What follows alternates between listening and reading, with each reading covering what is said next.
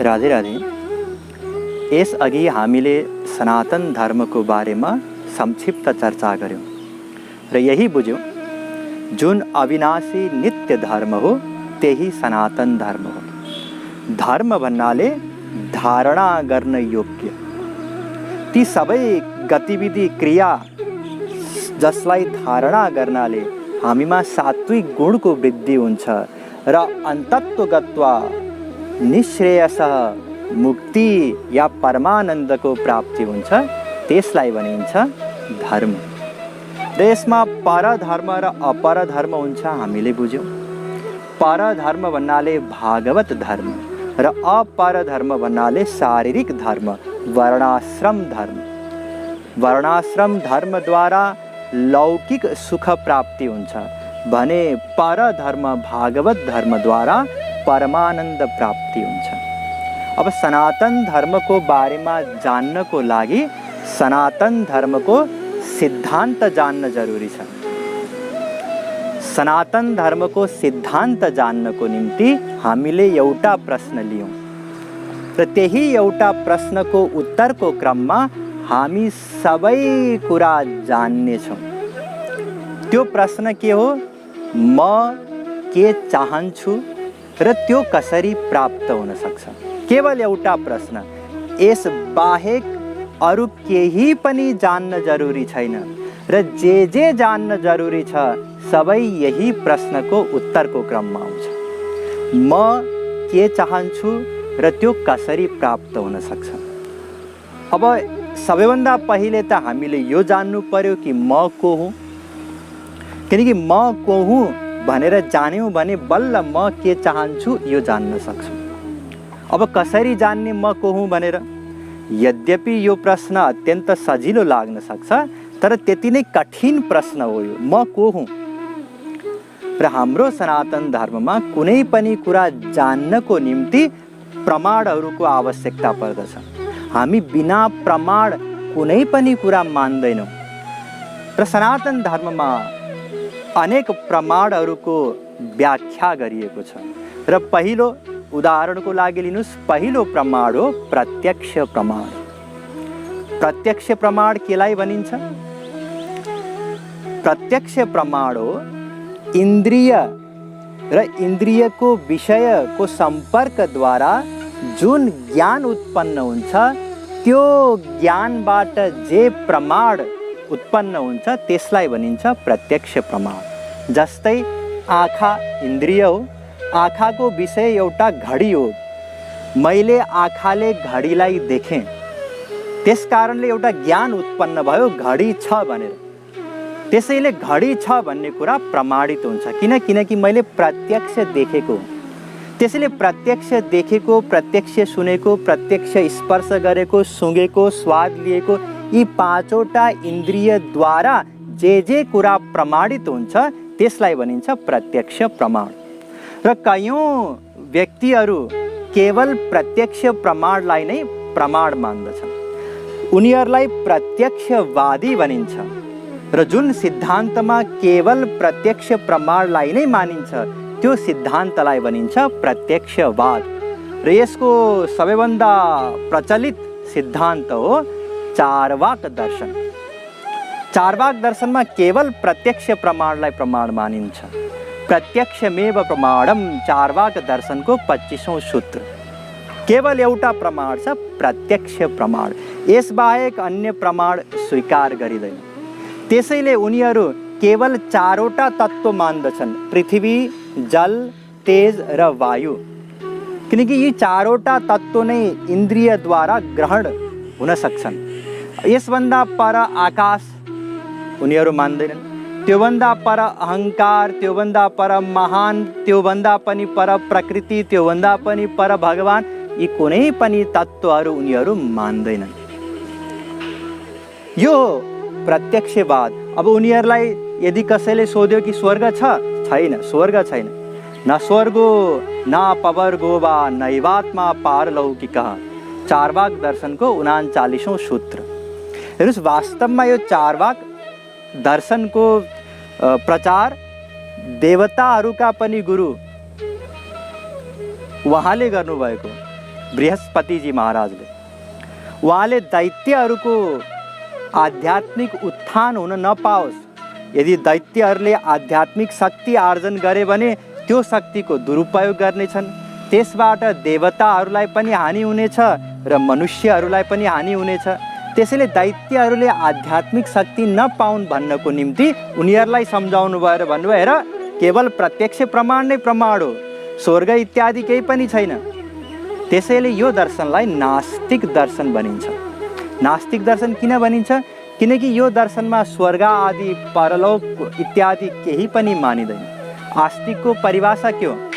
अस्ति परलोक इत्येवं मतिर्यस्य स आस्तिकः, नास्तिति मतिर्यस्य स नास्तिकः।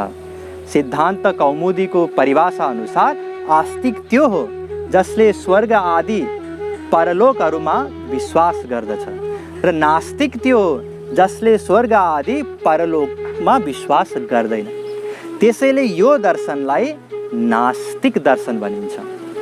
र यदि कसैले प्रश्न गर्यो कि जुन चेतनाको अनुभव म गर्दछु त्यो कसरी भयो? यो दर्शन अनुसार पृथ्वी, जल, तेज, वायु यी चारवटा तत्त्वबाट शरीर बन्दछ, र यिनै चारवटा तत्त्वबाट शरीरको निम्ति, इन्द्रियको निम्ति सबै विषय रूपी संसार बन्दछ। त्यसैले आत्मा नामको अलग तत्त्व छैन।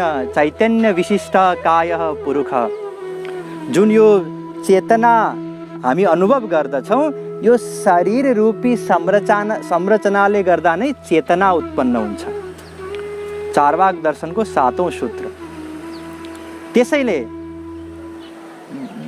मृत्युपछि जन्म पनि हुँदैन, आत्मा पनि छैन, स्वर्ग पनि छैन, नरक पनि छैन। जे जति हामी देख्दछौँ त्यही नै सत्य हो। अतः यावत् जीवेद सुखम जीवेद, ऋणम कृत्वा घृतम पिबेद, भस्मीभूतस्य देहस्य पुनरागमनम कुतः। चारवाक दर्शनको 45औं सूत्र। जबसम्म बाँच्दछौ सुखसँग बाँच, ऋण गरेर जे गरेर भए पनि सुखसँग बाँच।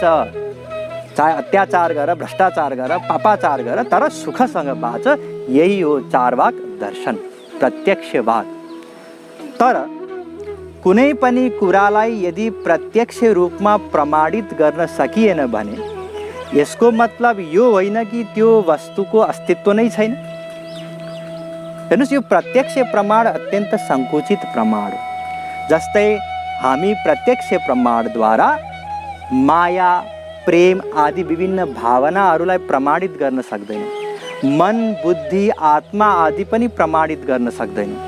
यसभन्दा अन्य जस्तै इच्छा, द्वेष, प्रयत्न, सुख, दुःख, ज्ञान आदि केही पनि प्रमाणित गर्न सकिँदैन। त्यसैले यो अत्यन्त सङ्कुचित प्रमाण हो, प्रत्यक्ष प्रमाण। यसबाट काम बन्न सक्दैन, संसार नै चल्न सक्दैन। जस्तै एउटा व्यक्ति घरबाट बाहिर निस्क्यो, अब उसलाई प्रत्यक्ष रूपमा देख्न सकिन्छ? सकिँदैन। यसको मतलब त्यो व्यक्तिको अस्तित्व नै छैन भन्ने त होइन नि। त्यसैले प्रत्यक्ष प्रमाणबाट काम नचल्ने भएकाले दार्शनिकहरूले अरू प्रमाणको पनि आवश्यकता महसुस गरे। किनकि कुनै वस्तु यदि प्रत्यक्ष हामीले त्यसलाई देख्न या सुन्न सकेनौँ भने पनि विभिन्न कारणले गर्दा त्यो हाम्रो नै कमजोरी भएको भएर हामीले देख्न या नदेखेको या नसुनेको हुन सक्छौँ, तर त्यो वस्तुको अस्तित्व सत्य हुन सक्छ विभिन्न कारणले गर्दा। जस्तै सांख्य दर्शनमा 9वटा कारण बताइएको छ। ती 9वटा कारणले गर्दा कुनै वस्तु प्रत्यक्ष भए तापनि हामी त्यसलाई अनुभव गर्न सक्दैनौँ। ती 9वटा कारण के हुन्? जस्तै अति दूरात्, सामीप्यात्, इन्द्रिय घातात्, मनोनवस्थानात्, सौक्ष्म्यात्, व्यवधानात्, अभिभवात्, समानाभिहाराच्च।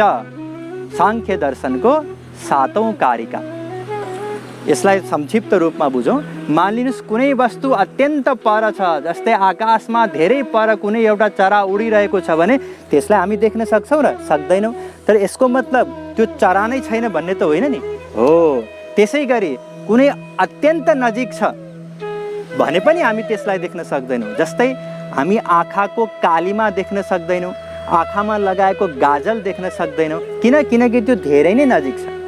मानिलिनुहोस् कुनै वस्तु टाढा पनि छैन र नजिक पनि छैन भने पनि हामी नदेख्न सक्छौँ यदि हाम्रो आँखा खराब छ भने। एउटा अन्धो व्यक्तिले त देख्न सक्दैन। अब यहाँहरूले भन्नु होला हिजो आज त दृष्टिविहीन भनिन्छ, अन्धो किन भन्नुभयो? हेर्नुहोस्, यो दृष्टिविहीन शब्द नै गलत छ। एउटा अन्धो व्यक्तिको पनि दृष्टि हुनसक्छ र एउटा आँखा भएको व्यक्तिको पनि दृष्टि नहुन सक्छ। यो दृष्टिविहीन शब्द त यो पाश्चात्य कयौँ संस्थाहरूले हामीमाथि शासन, बौद्धिक शासन गर्नको लागि लादेको वस्तु हो। वास्तवमा दृष्टिविहीन भन्दा अन्धो शब्द नै सही शब्द हो।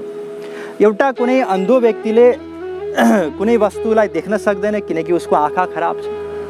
अब अर्को कारण, मानिलिनुहोस् कुनै वस्तु टाढा पनि छैन, नजिक पनि छैन, आँखा पनि ठिक छ, तैपनि नदेखिन सकिन्छ। किनकि यदि मन सावधान छैन भने। जस्तै एउटा कामी पुरुष कुनै एउटा स्त्रीको कोठामा जाँदा त्यहाँ उसले धेरै चिज देखेर पनि देख्न सक्दैन किनकि उसको मन सावधान हुँदैन। कक्षामा शिक्षकले पढाएको कुरा यदि मन सावधान छैन भने हामीले सुनेर पनि सुन्न सक्दैनौँ। त्यसैले मन यदि सावधान भएन भने पनि प्रत्यक्ष अनुभव नहुन सक्छ। त्यसै गरी मानिलिनुहोस् कुनै टाढा पनि छैन, नजिक पनि छैन, मन पनि सावधान छ, इन्द्रिय आँखा पनि सही छ भने पनि अझै पनि त्यो वस्तु नदेखिन सकिन्छ यदि त्यो वस्तु अत्यन्त सूक्ष्म छ भने। जस्तै दहीभित्रको किरा हामी देख्न सक्दैनौँ, त्यहाँ अनेक प्रकारका किराहरू हुन्छन्, ब्याक्टेरियाहरू हुन्छन्। एटम हामी देख्न सक्दैनौँ। त्यसै गरी यदि मानिलिनुहोस् कुनै वस्तु टाढा पनि छैन, नजिक पनि छैन, आँखा पनि ठिक छ, मन पनि सावधान छ र त्यो वस्तु सूक्ष्म पनि छैन भने पनि नदेखिन सक्छ यदि त्यो वस्तु र आँखाको बिचमा एउटा व्यवधान छ, पर्दा छ भने। जस्तै पर्खाल पछाडि एउटा कुनै व्यक्ति लुकेर बसेको छ भने हामी देख्न सक्दैनौँ। त्यसै गरी अर्को पनि कारण, यदि त्यो वस्तु टाढा पनि छैन, नजिक पनि छैन र आँखा पनि ठिक छ, मन पनि सावधान छ र त्यो वस्तु सूक्ष्म पनि छैन र त्यसमा कुनै व्यवधान पनि छैन भने पनि अर्को वस्तुको प्रभावले गर्दा त्यो वस्तुलाई नदेखिन सकिन्छ। जस्तै दिनमा सूर्यको प्रभावको कारणले गर्दा हामी आकाशमा तारा देख्न सक्दैनौँ। त्यसै गरी अर्को पनि कारण सांख्य दर्शनमा बताइएको छ, विकसित नभएको कारणले गर्दा। जस्तै दुधमा घिउ छ नि, छ, तर हामी प्रत्यक्ष त देख्न सक्दैनौँ। तर घिउ अहिले किन प्रत्यक्ष देख्न सकेका छैनौँ? किनकि त्यो विकसित भएको छैन। त्यही दुधलाई जब हामी जमाउँछौँ, त्यसमा त्यो दहीलाई मथ्छौँ अनि बल्ल घिउ निस्किन्छ। यी विभिन्न कारणले गर्दा 9वटा कारण भर्खरी बताइयो। कुनै वस्तुको अस्तित्व सत्य भए तापनि हामी त्यसलाई प्रत्यक्ष अनुभव नगर्न सक्छौँ। त्यसैले दार्शनिकहरूले अरू प्रमाणको आवश्यकता महसुस गरे। केवल प्रत्यक्ष प्रमाणबाट मात्रै हामी ज्ञान प्राप्त गर्न सक्दैनौँ र अन्य प्रमाणको आवश्यकता परेकोले योग दर्शनमा 3वटा प्रमाण बताइयो। प्रत्यक्षानुमानागमाः प्रमाणानि। योग दर्शन 1:7 3वटा प्रमाण, प्रत्यक्ष प्रमाण, अनुमान प्रमाण र आगम प्रमाण अथवा यसैलाई शब्द प्रमाण पनि भनिन्छ। प्रत्यक्ष प्रमाण त हामीले संक्षिप्त रूपमा चर्चा गऱ्यौँ। अब अनुमान प्रमाण केलाई भनिन्छ? हेर्नुहोस्, हामी के भन्छौँ? पर्वतो वह्निमान धूमवत्वात्। तर्क सङ्ग्रह 5:8। पर पर्वतमा हामीले धुवाँ देखेर हामी के भन्दछौँ? त्यहाँ आगो लागेको छ भन्दछौँ नि। किन? आगोलाई नदेखे पनि हामीले धुवाँलाई देखेको कारणले गर्दा आगो छ भनेर प्रमाण दियौँ। यसलाई भनिन्छ अनुमान प्रमाण। यो हामीले यसकारण भन्न सक्यौँ किनकि हामीलाई थाहा छ जहाँ जहाँ धुवाँ हुन्छ त्यहाँ त्यहाँ आगो हुन्छ। यो आगो र धुवाँ, ध्यान दिनुहोस्, आगो के हो? कारण हो। धुवाँ के हो? कार्य हो। कार्य र कारणको बिचको सम्बन्धको ज्ञानको कारणले गर्दा जे हामी अनुमान गर्न सक्छौँ त्यसलाई भनिन्छ अनुमान प्रमाण। किनकि शास्त्र भन्दछ कारणेन विना कार्यम न कदाचन विद्यते। योग शिखोपनिषद 1:37। बिना कारणको कुनै पनि कार्य हुँदैन। यसलाई अझै सरल ढङ्गले बुझ्नुहोस्। मानिलिनुहोस् हामीले एउटा घैँटो देख्यौँ। अब घैँटो देख्नाले त्यो घैँटोको कारण जसले त्यो घैँटो बनायो कुमाले त्यसको अस्तित्व प्रमाणित हुन्छ नि। एउटा हामीले चित्र देख्यौँ, त्यो चित्रबाट चित्रकारको अस्तित्व प्रमाणित हुन्छ नि, हो यसलाई भनिन्छ अनुमान प्रमाण। तर्कद्वारा, लजिकद्वारा हामीले जे जति कुरालाई जान्न सक्छौँ ती सबै यही अनुमान प्रमाण अन्तर्गत आउँछ। यो दोस्रो प्रमाण। र तेस्रो प्रमाण हो शब्द प्रमाण। शब्द प्रमाण भन्नाले वेद शास्त्रको प्रमाण। सन्तहरूले परम सत्यको अनुभव गरेर जे बताउनु भयो, जे लेख्नु भयो त्यसलाई भनिन्छ शब्द प्रमाण। शब्द प्रमाणको बारेमा म विस्तृत रूपमा पछि कुनै दिन बताउने छु। र अहिले हामीले यही बुझ्यौँ, तीनवटा प्रमाण हुन्छन्, प्रत्यक्ष प्रमाण, अनुमान प्रमाण र शब्द प्रमाण। त्यसो त हेर्नुहोस्, दर्शनशास्त्रमा अन्य प्रमाण पनि बताइएको छ। जस्तै न्याय दर्शनमा हेर्नुहोस्, न्याय दर्शनमा 4वटा प्रमाण बताइएको छ। प्रत्यक्षानुमानोपमान शब्दाः प्रमाणानि। न्याय दर्शन 1:1-3 4वटा प्रमाण, प्रत्यक्ष प्रमाण, अनुमान प्रमाण, उपमान प्रमाण र शब्द प्रमाण। त्यसै गरी वेदान्तमा आउनुभयो भने अरू 2टा प्रमाण बताइएको छ, अर्थापत्ति र अनुपलब्धि। पौराणिक मतमा अरू 2टा प्रमाण बताइएको छ, थप सम्भव र ऐतिह्य। त्यसै गरी आलङ्कारिकहरूले चेष्टा भनेर अर्को एउटा प्रमाणलाई पनि मान्दछन्। तर यी अन्य जति पनि प्रमाण हुन् यी सबै अनुमान प्रमाण अन्तर्गत नै आउँछन्। अनुमान प्रमाणकै विभिन्न प्रमाणहरू हुन्। त्यसैले सांख्य दर्शनमा बताइयो, दृष्टम अनुमानमाप्त वचनम च सर्व प्रमाण सिद्धत्वात्। सांख्य कारिकाको 4थो कारिका। अर्थात् यही प्रत्यक्ष, अनुमान र शब्द प्रमाण अन्तर्गत सबै प्रमाणहरू आउँदछन्। त्यसैले हामी यी तीनैवटा प्रमाणद्वारा म को हुँ भन्ने कुरा जान्नेछौँ। हेर्नुहोस्, हाम्रो सनातन धर्ममा कुनै पनि कुरा प्रमाण बिना बताइँदैन, यसै विश्वास गर्नु भनिँदैन। यदि यसै बिना प्रमाणद्वारा कसैले विश्वास गर्दछ भने त्यसलाई अन्धविश्वास भनिन्छ। जस्तै त्यो रुखमा भूत छ भनेर कसैले बतायो, अब जसको हृदय कमलो थियो उसले त्यहाँ भूत छ भनेर मान्यो, अन्धविश्वास गर्यो, उसले कुनै प्रमाण खोजेन। र यो अन्धविश्वास अत्यन्त लाभदायी पनि हुन सक्छ र अत्यन्त घातक पनि हुन सक्छ। यदि कुनै वास्तविक महापुरुषको सत्सङ्गद्वारा परम सत्य प्रति अन्धविश्वास भयो भने त्यो परम वन्दनीय। तर यदि अल्पज्ञ अज्ञानी जीवको लहैमा मिथ्या वस्तुप्रति अन्धविश्वास भयो भने त्यो खतरनाक हो, त्यसबाट पतन हुन्छ। र हाम्रो सनातन धर्ममा जान्नु पहिले भनेर भनिएको छ। तुलसीदास महाराजले ज्ञानको 3वटा अवस्था बताउनु भएको छ। जाने बिनु ना होई परतीति, बिनु परतीति होई नहीं प्रीति। पहिलो अवस्था हो जान, दोस्रो अवस्था बल्ल हो विश्वासको अवस्था र तेस्रो अवस्थाको नाम हो प्रेम। यदि मैले जाने कि यो मेरो घर हो, यसको लाल पूर्जा मेरो नाममा मेरो बुवाले मर्नु अगाडि गरिदिनु भएको रहेछ, किन्नु भएको रहेछ, पहिला मलाई थाहा थिएन, जान्न साथ बल्ल मैले मान्दछु र मान्न साथ प्रेम हुन्छ। अब मैले जानेकै छैन त्यो लाल पूर्जा मेरो नाममा छ भन्ने मलाई ज्ञानै छैन, कसैले यो घर तेरो भनेर मान भनेको भरमा म मान्न सक्छु र वास्तवमै मान्न सक्दिनँ। त्यसैले 3वटा अवस्था हुन्छ जान्नु। हाम्रो सनातन धर्ममा विश्वास गर मान भनेर भनिएको छैन, जान भनेर भनिएको छ। त्यसैले शास्त्र भन्दछ पहिला जिज्ञासा उत्पन्न गराऊ। तस्मात् गुरुम प्रपद्येत जिज्ञासु। भागवत 11:3-21। जिज्ञासा उत्पन्न गर, जान, जान्नको निम्ति प्रश्न गर। तद्विद्धि प्रणिपातेन परिप्रश्नेन सेवया।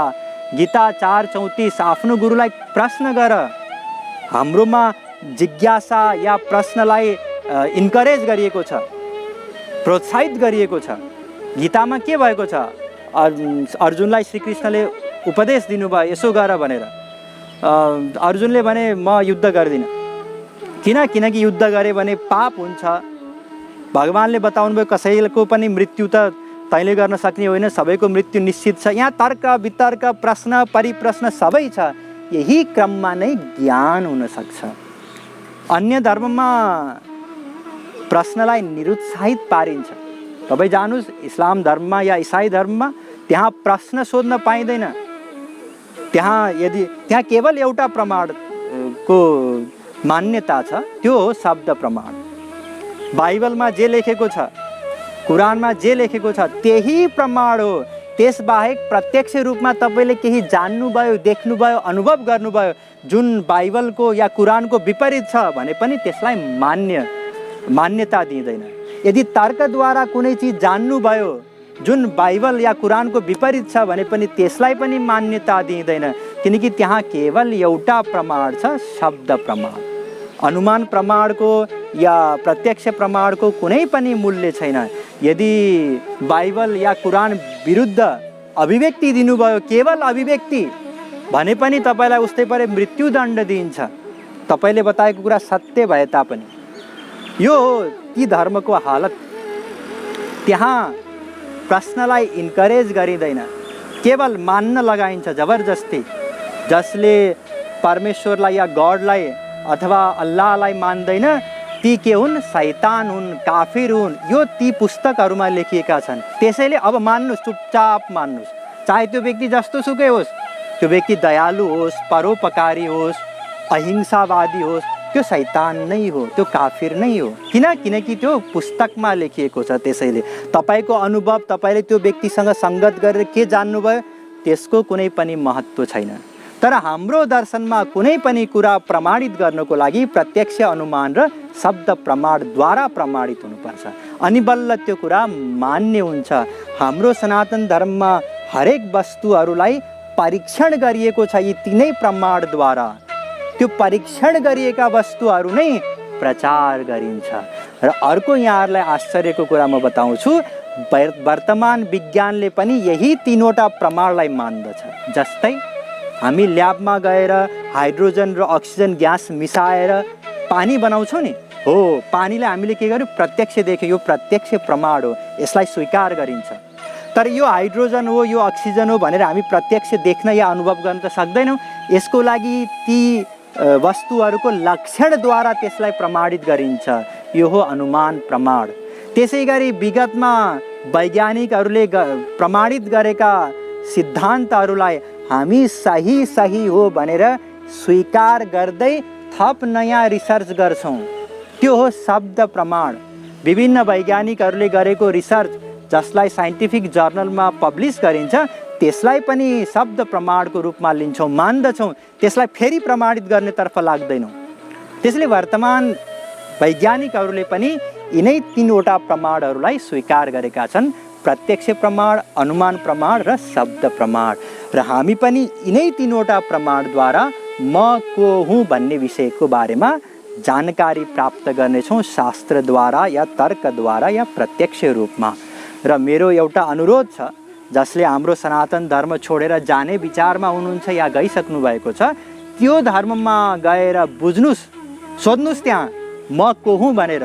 र त्यहाँबाट जे उत्तर आउनेछ, जे ज्ञान तपाईँले प्राप्त गर्नुहुनेछ र शास्त्रको प्रमाणद्वारा म जे बताउनेछु, अनुमान प्रमाणद्वारा म जे बताउनेछु, म को हुँ भनेर ती दुवैलाई तुलना गरेर हेर्नुहोस्। यहाँहरूले आफै थाहा पाउनुहुनेछ कि सनातन धर्म कति महान हो भनेर। त्यसैले म को हुँ भन्ने विषयमा हामी विभिन्न प्रमाणद्वारा जान्नेछौँ, तर अर्को दिन। जय श्री राधे।